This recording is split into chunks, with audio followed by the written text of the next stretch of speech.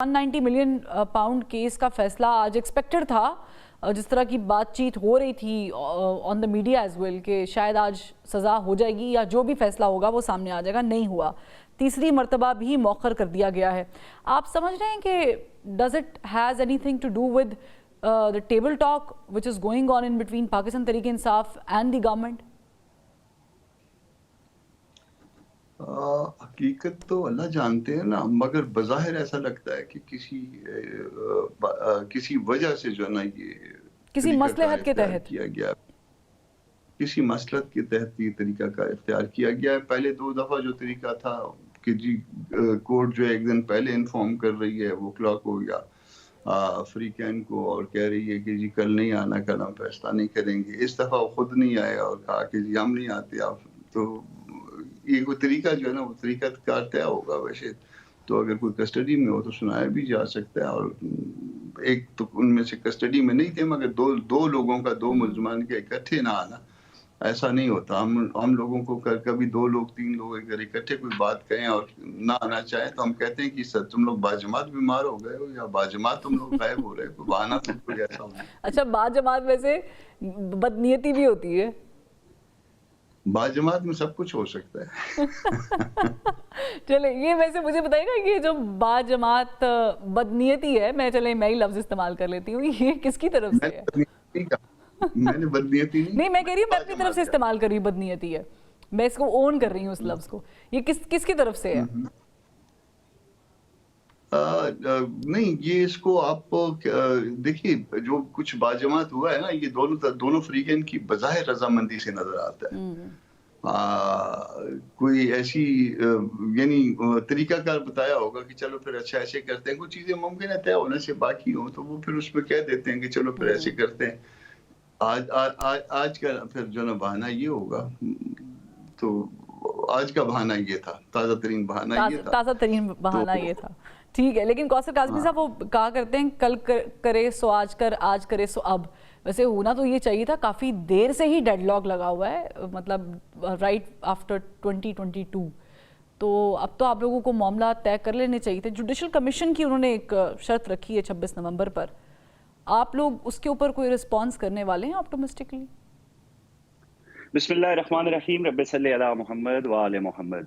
मेरे ख्याल में जज बहुत अच्छे मिले हैं इनको, खुशकिस्मत हैं ये लोग। तानू भी तो चंगे मिले माजी में हम नहीं, सुने ना, मैं वही बता रहा हूँ कि माजी में तो हमें इतने जबरदस्त जज मिले थे कि एक शख्स जिसने कुछ 100-150 पेशियां भुगती थी, अभी लाहौर जाता था, मियां नवाज शरीफ का हवाला दे रहा हूँ, तो अगली सुबह फिर उनकी पेशी होती थी और उनको पेश होना पड़ता था। इन्हीं अयाम में वो अपनी अहलिया की तीमारदारी के लिए जब लंदन जाते हैं तो वहां पे हम खुद इस चीज के गवाह हैं कि उन्होंने 4 दिन का इस्तिस्ना मांगा था। जी इस्तिस्ना दे दें, मैं ये अपनी बिस्तर मर्ग पे पड़ी अहलिया की तीमारदारी में मसरूफ हूँ और ये चाहता हूँ कि जिस अदालत के अंदर कमरा अदालत में अपनी बेटी के साथ उसका हाथ पकड़ के 100 से ज्यादा पेशियां भुगती, उसी अदालत में अपने खिलाफ या अपने हक में जो भी फैसला आता है वो सुनूं। लेकिन उनको मोहलत नहीं दी गई, उनकी गैर मौजूदगी में सजा सुना दी गई और फिर वो 2018 में आपने देखा कि किस तरीके से उन्होंने आके अपनी गिरफ्तारी पेश की। तो ये था एक उज़र, हरबत है इनका, वकला तक नहीं पहुंचे। 2 दफा उनको पैगाम भिजवाए गए खान साहब को, वो आए लेकिन वो नहीं आए। इसकी वजह क्या है? ओपन एंड शट केस है ना, इस पे कोई बात नहीं कर रहा भाई। 2 तस्फिये हुए थे ना, एक तस्फिया था जो सुप्रीम कोर्ट में हुआ, एक तस्फिया था जो नेशनल क्राइम एजेंसी बरतानिया के साथ हुआ। भाई वो अवाम का पैसा जो कि अवाम के खजाने में आना चाहिए था, वो आपने खुफिया मुआहदा रखा। और मैं कोट करूंगा यहाँ पे जो उस वक्त की वफाकी वजीर साहिबा शीरी मजारी थी, उन्होंने बाकायदा एहतजाज किया था उस वफाकी काबीना के इजलास के अंदर कि भाई ऐसी क्या चीज है जिससे आप हमें ला इल्म रखते हुए हमसे मंजूरी दे रहे हैं, बता तो दें कि बंद लिफाफे में है क्या। लेकिन वो जो राजदाराना गुफ्तगू जिसको कौमी सलामती के साथ मुंसलिक किया गया कि ये कौमी सलामती का इशू है, उसकी भी आज खबर मैं आपको देता हूं कि बेसिकली वो है क्या था। शहजाद अकबर साहब थे बरतानिया के अंदर, उनकी मुतअद्दिद मुलाकातें हुई पार्क लेन के ऊपर डोरचेस्टर होटल के अंदर मलिक रियाज साहब के साथ। फिर उनकी बेटी का एक फ्लैट था पेडिंगटन के अंदर, वहां पे उनकी मुलाकातें हुई और जिसको राजदाराना गुफ्तगू और राजदाराना एग्रीमेंट कहा जा रहा था, वो वही राज की बातें थी जो इन 3 अफराद के दरमियान में हुई। फिर हमने देखा कि एक जो रकम जिसको डेटी मनी कह के बरतानिया ने पकड़ के पाकिस्तानी अवाम के लिए, जिस तरह वो हमेशा करते हैं, न सिर्फ पाकिस्तान बल्कि दुनिया का कोई बंदा जब अनएक्सप्लेन्ड वेल्थ ऑर्डर के तहत इन्वेस्टिगेशन होती हैं तो वो पैसा उनके जो मुतलका ममालिक होते हैं उनको मिल जाता है। तो फिर वैसे आप वैसे इसमें हसन नवाज को ओमिट कर गए हैं इस पूरे चैप्टर के अंदर, वो आपको नहीं करना चाहिए था, सिरे से बात बतानी चाहिए थी। मैं लेकिन मेरा सवाल ले लें, मेरा सवाल है, नहीं सर जी सवाल ले लेना। अगर नहीं मैं आप अच्छा चलें आप कमेंट कर ले, मैं सवाल फिर आपसे करती हूँ। हसन नवाज ने 2007 में ये सेल किया ना, तो जो नेशनल क्राइम एजेंसी होती है ना, वो बड़ी खामोशी के साथ जब कोई बड़ी सेल्स एंड परचेज होती है तो वो तमाम तक तहकीकात करती हैं। वो कोई और कोर्ट तो है नहीं जिसपे हम इल्जाम लगा सकें, तो कोई उसमें अगर वहां पे कोई गैर कानूनी अंसर सामने होता तो आज मलिक रियाज की जगह हसन नवाज होते। तो बड़ी जामे तहकीकात के बाद उनको क्लीन चिट मिली थी यहाँ पे, क्योंकि हर चीज चलें ठीक है। फिर इससे तो फिर सेंटर साहब मुझे बताएं, फिर तो बड़ा ओपन एंड शट केस है, तो फिर तो इसका फैसला हो जाना चाहिए था। और फिर गवर्नमेंट क्यों कंफ्यूज है? क्योंकि मुझे कौसर काज़मी साहब की बातों से ऐसा लग रहा है कि वो मुज़ाकरात भी कर रहे हैं, फिर वो उनको कोर्ट के वर्डिक्ट से पहले मुजरिम भी ठहरा चुके हैं। भाई अगर आपने मुजरिम ठहराया हुआ है तो फिर तो मुजरिमों से बात तो नहीं होती है, फिर तो उनका कन्फेशन होता है। मैं गलत कह रही हूँ सेंटर साहब? देखिए वो कोर्ट बेचारा, ये कोर्ट में तो मामला है, मगर हुकूमत बेचारी मजबूर है। उनको जब कहा जाए कि तुमने मुज़ाकरात करने हैं या कम से कम मुज़ाकरात में नजर आना है, चेहरा तुम्हारा नजर आना है, ओनर तुमने बनना है, ओन तुमने करना है, तो वो फिर मजबूर होती है ना।